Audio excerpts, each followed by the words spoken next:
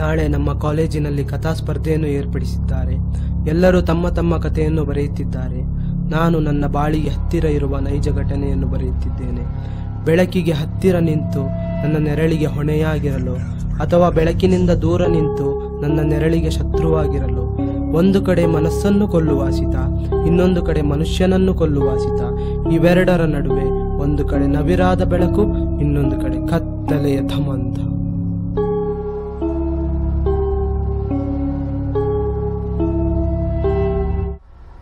ರೀ PC, ನೆನ್ನೆ ಬಂದಿತ್ತಲ್ಲ ಲೆಡ್ಜರ್ ತಗೊಬನ್ರಿ. Yes sir.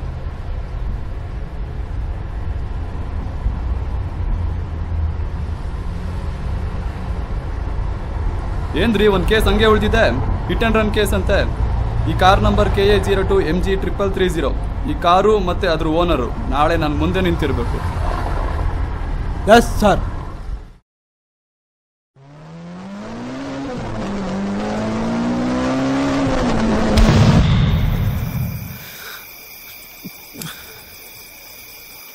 ನನ್ನ ಕನ್ಸಲ್ಲಿ ಬಂದಿದ್ದೇನು, ಯಾಕೆ ಹಿಂಗೆಲ್ಲ ಆಗ್ತದೆ ಒಂದೂ ಗೊತ್ತಾಗ್ತಾ ಇಲ್ಲ.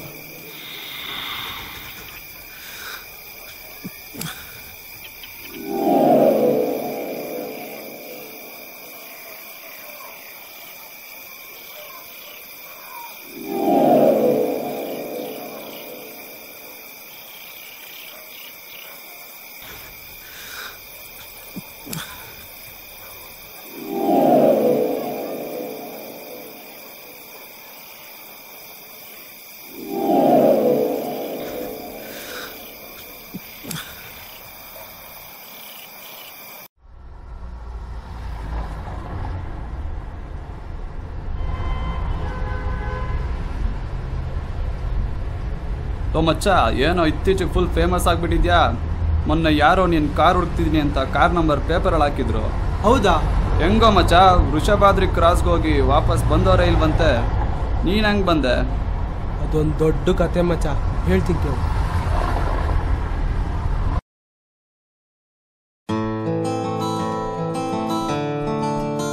ಒಂದಿನ ನನ್ನ ಕನ್ಸಲ್ಲಿ ಬಂದ ಜಾಗನ ಹುಡ್ಕೊಂಡು ಹೋಗ್ತಿದ್ದೆ. ಅಲ್ಲಿ ಒಂದು ಹುಡುಗಿ ನೋಡಿದೆ, ಸ್ಮೈಲ್ ಮಾಡಿದ್ದೆ.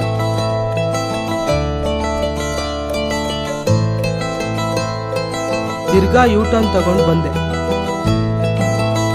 ಮತ್ತೆ ಸ್ಮೈಲ್ ಮಾಡಿದೆ. ಚಿಕನ್ನೇ ಕಿಚನ್ಗೆ ಬಂದ್ರೆ ಯಾರು ಬಿಡ್ತಾರೆ ಹೇಳಿ? ಪ್ರಪೋಸ್ ಮಾಡೋಣ ಅಂತ ಬಂದೇ ಬಿಟ್ಟೆ.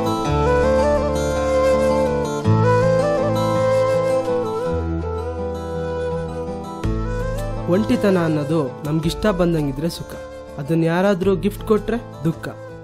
ಆ ಗಿಫ್ಟ್ ನೀವು ನನಗೆ ಕೊಡಲ್ಲ ಅಂತ ಅನ್ಕೊಂಡಿದ್ದೀನಿ. I love you. ಇಷ್ಟ ಇದ್ರೆ ಬಂದು ಗಾಡಿ.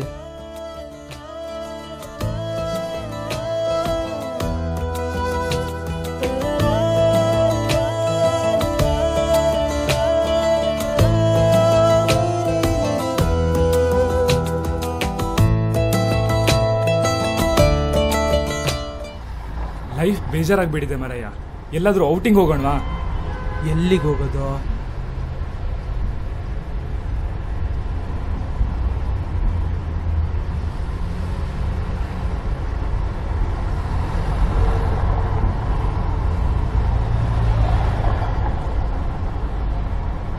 ಏನ್ರೋ ಮಾತಾಡ್ತಿದ್ದೀರಾ? ಔಟಿಂಗ್ ಹೋಗೋಣ ಅಂತ ಪ್ಲಾನ್ ಮಾಡ್ತಿದ್ವಿ. ಹೇ, ನಂಗೊಂದು ಹಾರರ್ ಆಗಿರೋ ಪ್ಲೇಸ್ ಗೊತ್ತು. ವೃಷಭಾದ್ರಿ ಗುಡಿ ಕ್ರಾಸ್ ಹತ್ರ. ಅಲ್ಲಿಗೆ ಹೋಗೋಣವಾ? ಓಕೆ ಸರಿ, ನಂದು ಸರ್.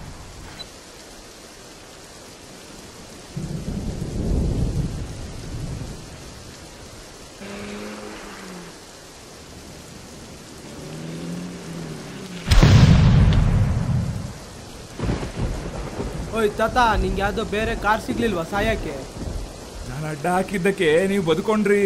ಇದು ದೆವ್ಗಳೆಲ್ಲ ಓಡಾಡೋ ಜಾಗ. ನೀವು ಬದುಕಬೇಕು ಅಂದ್ರ ಇಲ್ಲೊಂದು ಅಜ್ಜಿ ಮನೆ ಇದೆ, ಅಲ್ಲಿ ಹೋಗಿ ಉಳ್ಕೊಂಡು ಬೆಳಗ್ಗೆ ಎದ್ದು ಹೋಗ್ರಿ.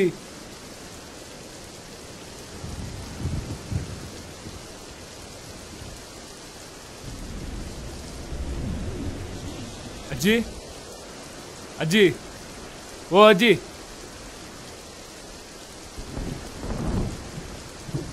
ಯಾರಪ್ಪ ಅದು? ಅಜ್ಜಿ, ನಮ್ಮ ಗಾಡಿ ಕೆಟ್ಟೋಗಿದೆ ಇವತ್ತು. ಮೇಟಿ ಅವ್ರು ಕಳಿಸಿದ್ರು. ಇವತ್ತು ರಾತ್ರಿ ಇಲ್ಲಿ ಉಳ್ಕೊಂಡು ಬೆಳಗ್ಗೆ ಎದ್ದು ಹೋಗ್ತೀವಿ. ಸರಿ ಸರಿ ಇರಿ, ಆದರೆ ಬೆಳಿಗ್ಗೆಗೆ ಎಲ್ಲರೂ ತಮ್ಮ ಊರು ಸೇರ್ಕೊಬೇಕು. ಹಾಂ ಸರಿ ಅಜ್ಜಿ.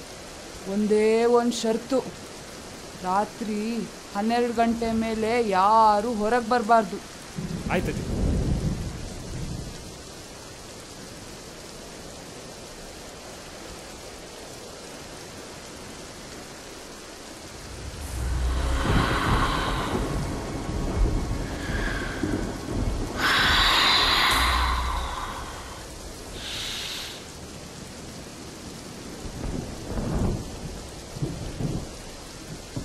ಹಾಂ ಹೇಳಿ. ಹಲೋ ಸರ್, ಹಾಂ ಹೇಳಿ. ನೀವು ಹೇಳಿದ್ರಲ್ಲ ಕಾರ್ ನಂಬರು ಹಾಂ ವೃಷಭಾದ್ರಿ ಗುಡಿ ಕ್ರಾಸ್ ಹತ್ರ ನಿಂತಿದೆ ಸರ್. ಹಾಂ ಸರಿ, ನಾಳೆನೇ ಹೊರಟು ಬರ್ತೀನಿ. ಸರಿ ಸರ್. ಲೋ ಎಲ್ಲೋ ಮೇಘ, ಈ ಪ್ಲೇಸಿಗೆ ಅವಳೇ ಬರೋಣ ಅಂತ ಹೇಳಿ ಫೋನ್ ಮಾಡಿದ್ರೆ ರಿಸೀವ್ ಮಾಡ್ತಾ ಇಲ್ಲ, ಮೆಸೇಜ್ಗೂ ರಿಪ್ಲೈ ಇಲ್ಲ. ಏನೋ ಕತೆ ಅವಳದು? ಅವಳದ್ದೇನೋ ಇಂಪಾರ್ಟೆಂಟ್ ಕೆಲಸ ಇರ್ಬೇಕು, ತಗೋ. ವಾಪಸ್ ಹೋದ್ಮೇಲೆ ಮೀಟ್ ಆಗೋಣ. ಅಲ್ಲಿಂದ ಬಂದಮೇಲೆ ಗೊತ್ತಾಯಿತು, ಮೇಘ ಈಸ್ ಮೆಂಟಲಿ ಡಿಸಾರ್ಡೆಡ್ ಗರ್ಲ್. ಸ್ಪಿರಿಟ್ ಬೋರ್ಡಲ್ಲಿ ಆತ್ಮ ಕರ್ಸೋದು, ಅದ್ರ ಜೊತೆ ಆಟ ಆಡೋದು ಅಂದರೆ ಪ್ರಾಣ.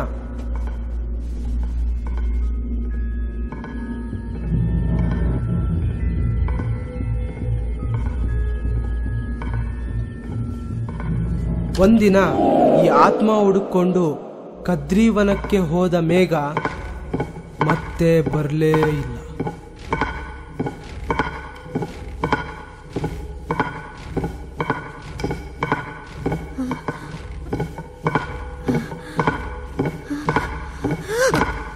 ಯಾರಿದ್ದೀರಾ ಅವಳಿಗೆ?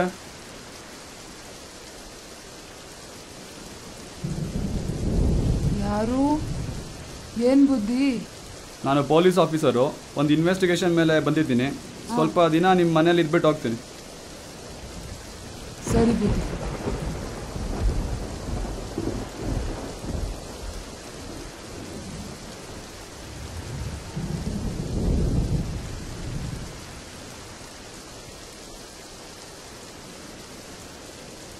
ಅವತ್ತೊಂದಿನ ವಿಪುಲ್ ಜೊತೆಗೆ ಮೇಘನ್ ಬಗ್ಗೆ ಮಾತಾಡ್ಕೊಂಡು ಕೂತಿದ್ದಾಗ ಗೆಜ್ಜೆ ಸೌಂಡ್ ಕೇಳಿಸ್ತು.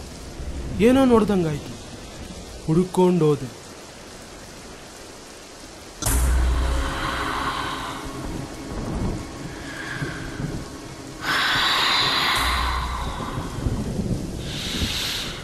ಯಾರದು?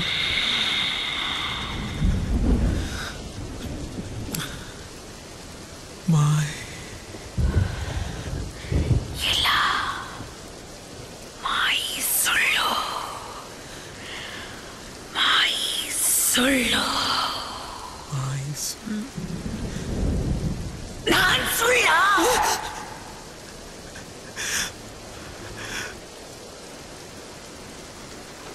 ಮಚ್ಚ ದೆವ್ವ ಕಣೋ, ದೆವ್ವ ನಮ್ಮ ಜೊತೆ ಬಂದಿಲ್ಲ ಅನಾಮಿಕಾ, ಅವಳೇ ಗುರು ದೆವ್ವ. ನಾನು ನೋಡ್ದೆ ಇವಾಗ, ನಾವು ನಿಶ್ಚಿತ ಕಾಲ್ ಕೂಡ ಕಾಣ್ತಾ ಇಲ್ಲ. Something went wrong. ಸತ್ಯ ಹೇಳ್ಬೇಕು ಅಂದ್ರೆ ಇಲ್ಲಿ ಕಲ್ಪ್ರಿಟ್ಟು ಈ ಮೇಟಿ ಮತ್ತೆ ಈ ಅಜ್ಜಿ. ನೆನ್ನೆ ಇನ್ವೆಸ್ಟಿಗೇಷನ್ ಮಾಡ್ಬೇಕಾದ್ರೆ ಈ ಮೇಟಿ ಹತ ಸುಟ್ಟಿರೋ ಸಿಗರೇಟ್ ಮೇಲೆ ಸಂಖ್ಯೆ ಬರೆದ್ಬಿಟ್ಟು ಆ ಅಜ್ಜಿ ಹತ್ರ ಸಿಕ್ತಿದ್ದೀನಿ ನೋಡ್ದೆ. ಹೇಳ್ಬೇಟೆ, ಈ ಸಿಗರೇಟ್ ಮೇಲೆ ಸಂಖ್ಯೆ ಅಂತ ಬರ್ದಿದ್ಯಾ ಹೇಳು. ಆ ಸಿಗರೇಟ್ ಮೇಲೆ ಬರ್ದಿರೋದು ಅಜ್ಜಿಗೆ ತಿಳ್ಸಕ್ ಬುದ್ಧಿ ಎಷ್ಟು ಜನ ಇದ್ದಾರೆ ಅಂತೇಳಿ. ನಾನು ಏನ್ ಮಾಡ್ತಿದ್ದೆ ಅಂದ್ರೆ ಋಷಭಾದ್ರಿ ಕಡೆ ಬರ್ತಿದ್ರಂತ ಕಾರುಗಳನ್ನೆಲ್ಲ ನಿಲ್ಸಿ ಪಂಚರ್ ಮಾಡಿ ಅಜ್ಜಿ ಮನೆ ಕಳಿಸ್ತಿದ್ದೆ. ಹೌದೇನಜ್ಜಿ? ಹೌದು ಬುದ್ಧಿ. ಅವ್ರು ಕಳ್ಸಿದವ್ರನ್ನೆಲ್ಲ 12 ಗಂಟೆ ಮೇಲೆ ಆಚೆಗೆ ಹೋಗ್ಬೇಡಿ, ದೆವ್ವ ಇದೆ ಅಂತ ನಂಬಿಸ್ತಿದ್ದೆ. ಹೌದು ಹೌದು, ನಾನು ದೆವ್ವ ನೋಡ್ದೆ. ಏಯ್ ಚಬಾಯ್, ಯಾ ದೆವ್ವ? ಸ್ವಾಮಿ ಇನ್ನೊಂದು ಬುದ್ಧಿ, ರಾತ್ರಿ ಪಂಚರ್ ಆಯ್ದ ಕಾರ್ನೆಲ್ಲ ರಾತ್ರಿ ಇಬ್ರು ಸೇರಿ ಬೆಂಗಳೂರಿಗೆ ಸಾಗಿಸ್ಬಿಡ್ತಿದ್ವಿ. ಏನೋ ಸ್ವಾಮಿ, ನಾವು ಏನೋ ತಪ್ಪು ಮಾಡ್ಬಿಟ್ವಿ, ಕ್ಷಮಿಸ್ಬಿಡಿ. ಸರಿ ಕ್ಷಮಿಸ್ಬಿಡಿ. ಸರಿ ಸರಿ, ಈಗ ಆ ಕಡೆ ಸೈಡ್ ನಿಂತ್ಕೊಳ್ಳಿ.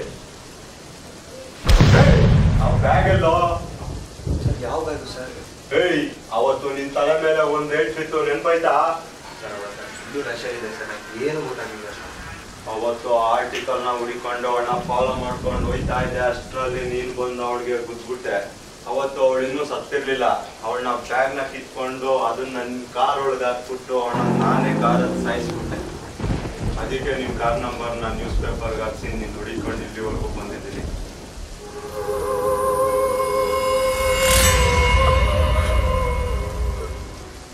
ನಾನೊಬ್ಳು ಕ್ರೈಮ್ ರಿಪೋರ್ಟರ್ ಆಗಿದ್ದೆ. ನನ್ನ ಮದುವೆ ಕೂಡ ನಿಶ್ಚಯ ಆಗಿತ್ತು. ನಾನೊಂದು ಆರ್ಟಿಕಲ್ ಬರೀತಿದ್ದೆ, ಗಾಂಜಾ ಮತ್ತು ಪೊಲೀಸರ ನಂಟಂತ. ಒಂದಿನ ಆ ಆರ್ಟಿಕಲ್ ಪಬ್ಲಿಷ್ ಮಾಡಬೇಕಂತ ಹೋಗ್ತಿದ್ದಾಗ ಕಾರ್ ಬಂತು, ಡಿಕ್ಕಿ ಹೊಡಿತು. ಸತ್ ಹೋದೆ. ನನಗೆ ಮೋಕ್ಷ ಸಿಕ್ಕಿಲ್ಲ.